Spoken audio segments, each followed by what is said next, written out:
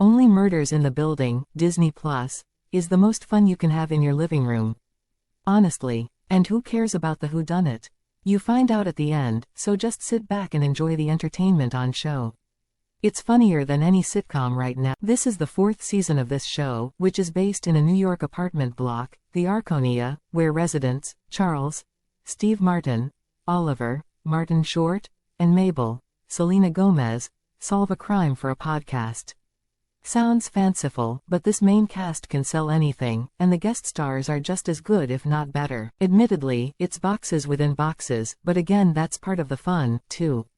This time, while Charles worried about his body double Saz, they were whisked off to Hollywood, where producers at Paramount wanted to make a film of the podcast. Cue a well-drawn parody of what this daft process could be like, with sycophantic studio staff throwing themselves at the trio, 2 of whom are has-beens who can't believe their luck.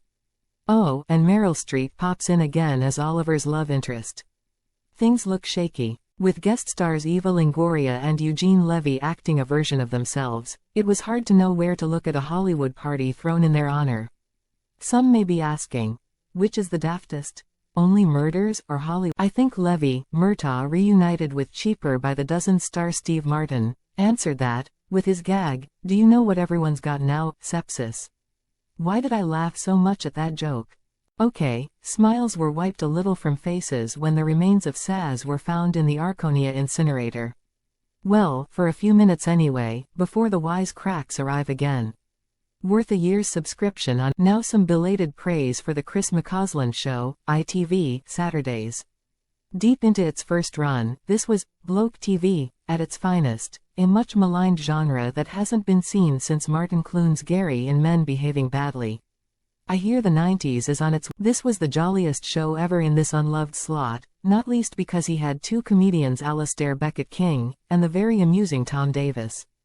There was also an appearance from the world's greatest air guitarist too, Sven Smith, who, hats off, appeared to be making a living from this overlooked art form. The band, Pet Needs, jumped around to loud music too.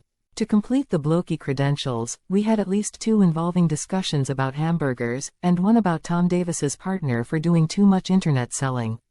Okay, that was a little, Take My Wife. It was all very silly, including an all-in-air guitar contest, rarely seen before on the box. And no, BBC, that's not a good format idea for Saturday night. Speaking of which, McCausland is appearing on Strictly Come Dancing this year. Next, Bill Bailey. I simply don't get the 2nd season of the drama, Sherwood, BBC One, Mon Tuesday. Having watched the first run, there were no questions that were left answered, but that hasn't stopped the commissioning editors wanting another. 2 things annoyed me: bad language and off-the-scale violence. I can almost excuse the first for genuine criminals, but not here. The 2 gangland families represented here were ridiculous.